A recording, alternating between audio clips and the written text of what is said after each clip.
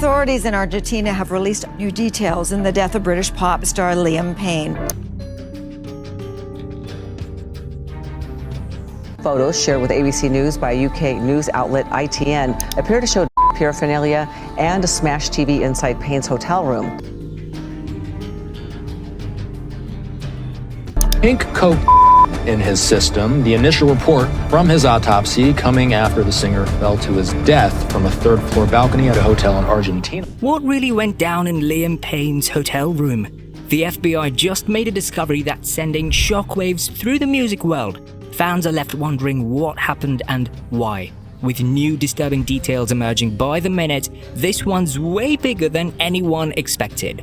On October 16th, 2024, the world got hit with some news no one saw coming.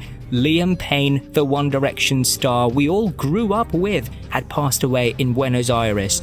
He'd been staying at the chic Casa Sur Hotel in the Palmero district, just doing his thing when things took a dark turn out of nowhere. Around 1 p.m, Liam fell from his third-floor balcony and sadly, it was fatal. Fans everywhere were left in shock, wondering how something like this could happen to someone who brought so much light to his fans. Just before his fall, the hotel staff had called 911, worried about an agitated guest. They said he seemed aggressive and like he had had too much to drink. That guest turned out to be Liam. His behavior had the hotel staff on edge, and within minutes of their call, the unthinkable occurred. The entire hotel was left in shock. An autopsy later confirmed what everyone feared. Liam had suffered polytrauma, which means multiple serious injuries all over his body. It wasn't just a few bruises, he had about 25 injuries, including severe damage to his head and massive internal and external bleeding. His skull, chest, and abdomen showed signs of heavy impact. And here's where things got even more mysterious. He had no defensive injuries on his hands, which usually happens when someone tries to break or fall. It was as if he didn't even know he was falling. When investigators stepped into Liam's room, they found absolute chaos. Broken items littered on the floor, the smashed TV left shards of glass around, and the whole place had an intense, destructive vibe. It was like someone had just exploded in anger or distress. They also found what looked like white powder on tables, scorched foil, and a half-empty bottle of whiskey, leading to theories that Liam might have been under the influence. The bathroom was a mess too. More foil pieces, a broken soap bar, and an overall scene of chaos suggested Liam's last hours were far from calm. It was clear he'd been going through something deep, something serious. Hotel staff had already been worried enough to call for help right before things escalated. A prescription called clonazepam, typically used for anxiety, was also found in his room. This detail hinted at a tough mental state. With whiskey, suspected narcotics, and anti-anxiety medication all mixed, it seemed like he might have been self-medicating, possibly to manage some inner struggles. But mixing these substances can be dangerous, and in this case, it may have clouded his judgment, leading him down a risky path. Liam's passing is still under investigations, and authorities have classified his death as doubtful or undetermined. They are interviewing people close to him, including 2 women reportedly with him earlier that day, trying to figure out if anyone or anything else played a role in what happened. While the cause remains uncertain, they're digging into every clue, hoping to uncover the truth behind this heartbreaking incident. In recent months, Liam had also faced public criticism, which only added pressure. Before traveling to Argentina, he'd attended his former bandmate Niall Horan's concert in Buenos Aires. He even posted a Snapchat joking that he'd square up with Niall, a comment some fans didn't appreciate. His motives were questioned, and online scrutiny quickly followed. Social media only amplified things. Clips from an old interview with Logan Paul resurfaced, stirring up even more negativity. What did he say after that? Oh, he just took his hands off. Oh, amazing. He went from Liam Payne to Liam Neeson Yeah! in like 2 seconds. Right. He's like, I have a very unique... I don't know why you have your hands on me. I have a very unique set of skills. I got a very particular set of skills. Mine sounds more like Peter Griffin. I got a very particular set of skills. From Quahog. Dude, do you know, I've had an experience with one of your bandmates. Oh, you do? Yeah, and he was fired up. Do you know about this? Which bandmate are we talking about? I already think I know, but just throw it in the mixer. Our boy Zane. Ugh. Ex-bandmate, I should say. Wayne Malik. Wayne. Yeah, man, we were in Vegas, and well, all right, this is like my secondhand experience. It was Jake's experience with him. You're just living off everyone else's. Yeah, influences now. vicariously. Yeah, hell yeah. I'm gonna start telling these stories in a minute and presenting them my own. I was loosely involved. Very loosely involved. Fans started scrutinizing him even more, especially after a TikTok surfaced from his current girlfriend Cassidy. In it, Liam joked that she looked nice and covered up for once, which some fans saw as controlling. This only fueled the public's already critical view of him. Altogether, it was a tough time for Liam, both personally and publicly. While we might never know every detail of those last hours, the story of Liam's final days is one of sadness and deep struggles. Now, where exactly did things really get intense for him? You see, it all started on October 14th when Liam Payne's ex-fiancée, Maya Henry, went on a podcast called The Internet Is Dead and shared some big-time allegations. Maya, who had been engaged to Liam from 2020 to 2022, opened up about what she described as a toxic relationship.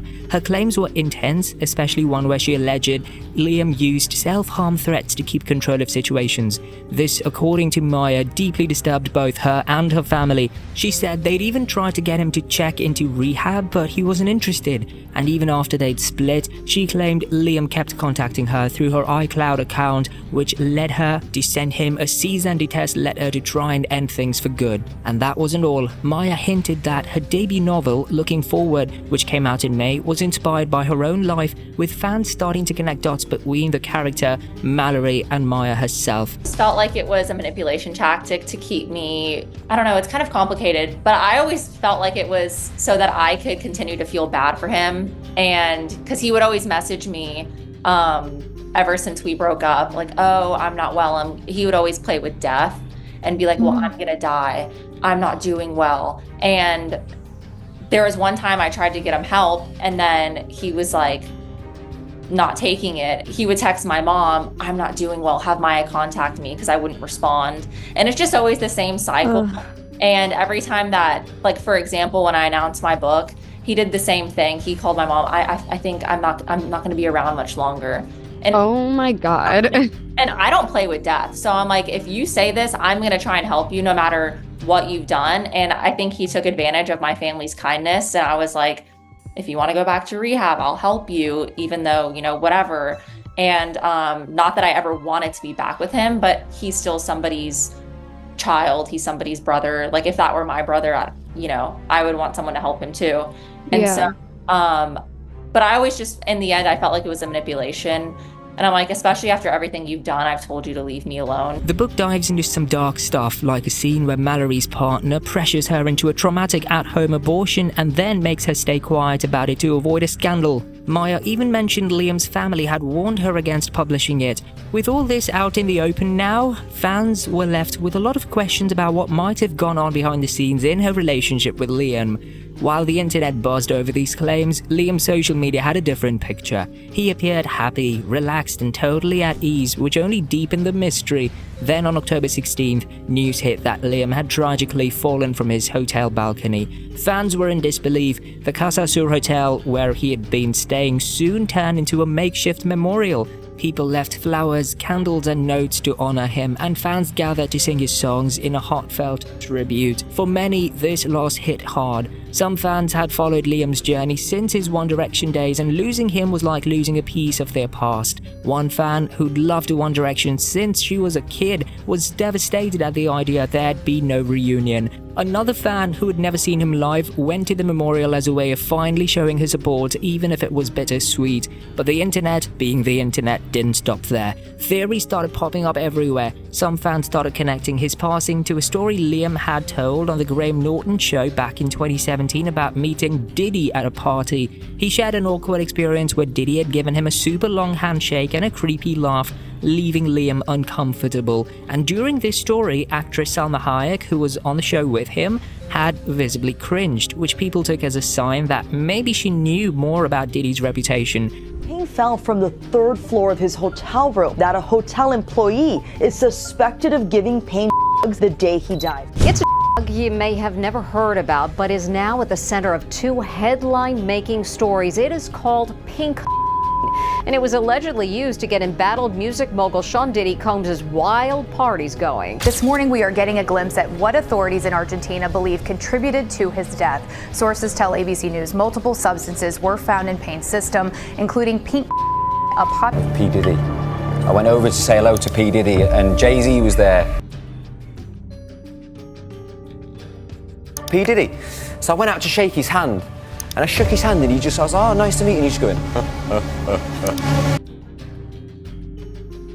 and his bodyguard just like shook me like this, and I went flying across the room, and I was like... With Diddy's name constantly linked to controversies, this old clip seemed to carry more weight, and fans started wondering if that strange encounter had left any lasting impact on Liam. The conspiracy theories continued to boil, especially after Joe Rogan chimed in with his own comments about Hollywood elites and illegal activities. Well, what was really weird was like, he had been saying really recently that he'd never been happier. He was talking about his girlfriend, saying that he'd never been happier, didn't know he could be that happy, didn't know someone could make him that happy. Oh man! I mean, they might have broken up, or who knows? I mean, who knows? I don't know. I don't know. I mean, no sometimes, idea. Sometimes people, when they say I've never been that happy, you're catching them on these ups and downs. You know, some people. You know, people get manic, right? I don't know if he was, but some people get manic. They get up and down. I'll tell you what, he liked to get up. Yeah. You know, like, he liked to drink. I just took a little bit of time out, actually. Sorry, for the MIA. You guys know there was a few reasons why I did that. Fans, already grieving and trying to make sense of it all, started connecting Rogan's words with Liam's story, turning an awkward encounter into something much bigger. While rumors and theories kept spreading, most fans just wanted to remember Liam for the music and joy he brought into their lives. The stark difference between his happy social media posts and the tragedy of his death was hard to reconcile, leaving a lingering sadness for fans everywhere. They continued to mourn him and celebrate the way his music had lifted them up. This wasn't just another celebrity headline, it was indeed a real loss. Meanwhile, Maya's place in the story wasn't exactly easy either. Although some people sent her supportive messages, others weren't as kind, leaving her Instagram flooded with judgmental comments. Meanwhile, the drama around Diddy just keeps getting crazier, especially after Joe Rogan's latest podcast episode. Rogan really dived into the mess surrounding Diddy and hinted that he might spill some juicy secrets about big-name celebrities. It's starting to feel a bit like the whole Jeffrey Epstein situation, where dark stuff could come to light. Yeah, it's crazy. Oh, man. Sean Diddy Combs' alleged list of accomplices to be revealed soon. The names will shock you, attorney says. Whoa. I think he's gonna sing, I think he has to sing or he Bro, goes also, to jail I'll tell you for the one rest of his thing. life. God protects me. I'm so glad God protects me. Because, look, if I got invited to the white party, I'd have gone. Especially if you didn't know. Of course, no one knew. No one Right. knew. If And you then don't know, find you're just out. a celebrity, and you know, oh, Jennifer Lopez is going to be there. Oh, Rick That's what I'm Ross is saying. going to be there. Everyone's going to be there. And- That would be a cool place. I want to meet those people. Facts. And I just want to be there having fun partying, but then they start to, apparently, they said they were using, I'm going to guess it's like ketamine, because they said horse tranquilizer, and they were putting in people's drinks in the champagne and then getting them all loose. 'Cause Yeah. I'll tell you a secret. It's just us two, right? Yeah. After I knocked out Pereira in Miami, we went to Tootsie's the next night, and they were like, yo, P. Diddy wasn't here watching your fight last night. I was like, wait, word? Crazy. And I went and checked my DMs, and I saw, oh, shit, he hit me up. On the podcast, Rogan and his guests took a good laugh at Diddy's legal troubles. They compared it to the notorious Epstein case, scratching their heads over how some big names who've popped up in records and flight logs seem to just skate away from any trouble. Rogan speculated that instead of Diddy taking the fall all by himself, he might actually start naming names of people who had attended his wild parties. Can you imagine that? Unlike Epstein, who kept everything on lockdown, Diddy could be ready to spill the beans, shining a light on some shady corners of Hollywood. This has put up tons of rumors, making Hollywood elites sweat bullets, wondering if their secrets are about to blow up. This isn't the first time Rogan has mentioned Diddy's connections to Hollywood. A few months back, comedian Andrew Schultz joined Rogan and they tossed around ideas about the recent FBI raid on Diddy's house. Diddy's in a tricky situation. Boy, that's the understatement of the year. Yeah, I think it's over. You think it's over? I think it's over for him as like a figure in entertainment. Right. But do you think it's over as him as far Going as to jail? like he gets a cell right next to R. Kelly? I don't think so. I don't think he gets locked I think he up. skates. I think he skates. Or he goes to Really? like Bali. Oh, yeah. Yeah. That's a move, huh? I mean, Russell's out there. Yeah. You know. Is he been formally charged, or does he just know that the shit is out there? I think there's just so much shit out there. But I think those rappers did some wild shit. I mean, it was, especially in the 90s. music business. a lot of people. It's not just the music business. It's like, it's the extortion business. Well, yeah. I mean, the rap game was crazy. That's a thing a lot of people don't realize is like, back in the day, especially like early rap game, you weren't just going to play at, what's the random theater that you would play in LA? What's like a big theater? I'm trying to think. The Orpheum or something like that. The Wiltern. Some guys were explaining to me, he was like, you would play at the local hood club. There was like a hood club that you could perform at. They speculated that this raid might have been a last-ditch effort by the elite to keep messy secrets under wraps. It seems like some of those big names are scrambling to cover their tracks to dodge their own drama. Rogan even dropped hints about Prince Harry being linked to Diddy, showing just how far Diddy's influence stretches. With whispers of a much bigger story brewing, it's clear that this scandal is just getting started. Now let's chat about Clive Davis, the legendary music producer who helped launch Diddy's career. His recent silence has shocked fans. For those who might not know, Davis is a big deal in the music world, helping tons of stars rise to fame. He was a key player in Diddy's success back in the 90s, so when Davis distanced himself from Diddy and claimed he didn't know him, it felt like a real slap in the face to many. After years of working together, that kind of denial really stings. But not everyone's buying it. Singer Jaguar Wright has questioned whether Davis might have let Diddy down some tricky paths. Even Suge Knight, a controversial figure in the music scene, has jumped in, saying Davis and other industry insiders could have had a bad influence on Diddy. Not all of Diddy's pals are turning their backs though. Longtime friend Jermaine Dupri has come to Diddy's defense. Known for his legendary So-So Def label, Dupri has been tight with Diddy for ages. When Diddy's house got raided, Dupri came out swinging, saying the whole situation was blown out of proportion. He argued that Diddy's fame makes him an easy target, which might not be fair. Fans found it odd that Dupri, usually a chill guy, suddenly decided to publicly support Diddy. Social media lit up with speculation, wondering if Dupri knows more than he's letting on. Meanwhile, Bow Wow, another artist connected to Dupri, reminisced about missing Diddy's legendary parties, only to get teased online for recalling events that may not have always been above board. And then there's Dr. Dre, another major player in this whole thing. These two have been tight for decades, often seen together at big industry events, but their friendship hit a bump back in 2014. During Apple's buyout of Dre's Beats brand, Diddy reportedly tipped off Jimmy Levine about a leak that cost Dre a staggering $200 million. Even after that drama, the two managed to patch things up. Now Dre is facing his own legal mess. His former therapist is suing him for alleged threats and unethical behavior. With all of these big names caught up in various dramas, it's hard to tell who's really in trouble and who's just getting dragged into the chaos. And now, Russell Simmons is in the hot seat for his connection to Sean Diddy Combs, which many people feel might have influenced Diddy in a negative way. Let's just also go through this. Now, Russell Simmons is a major player in both music and the fashion worlds. He co-founded Def Jam Recordings, which launched a bunch of hip-hop legends. He's also behind cool fashion brands like Fat Farm and Argyle Culture. Diddy looks up to Simmons and sees him as a mentor. They've been seen together at exclusive parties, like that memorable bash in July 2000 with Jennifer Lopez. When the FBI raided Diddy's house in May 2024, Simmons quickly came to his defense. He went live on Instagram saying it's not cool to celebrate someone's downfall. Simmons highlighted how Diddy has helped many people succeed and argued that tearing someone down when they are down is just wrong. But Simmons also has his own legal troubles. Since 2017, several women have accused him of inappropriate behavior, which has really hurt his reputation. By 2024, he was living it up in Bali, likely trying to avoid legal trouble back in the US. He even got a court summons there for defamation from Drew Dixon, one of the women who accused him. With both Diddy and Simmons facing serious allegations, many in the hip-hop community are suggesting whether Simmons has been a good influence on Diddy. Diddy's former bodyguard Gene Deal hinted that being around Simmons might have affected Diddy's choices. Then there's Anna Wintour, a fashion powerhouse who has boosted Diddy's image. She's featured him in Vogue, giving him a big lift in the fashion scene. Although there's no sign she's involved in any of Diddy's issues, critics want her to explain her connection to him as the allegations pile up. She's reportedly frustrated about being dragged into the drama and is trying to distance herself from Diddy. And let's not forget Diddy's best friend, Jay-Z. They've been pretty close since the early 90s, rising together in the rap scene.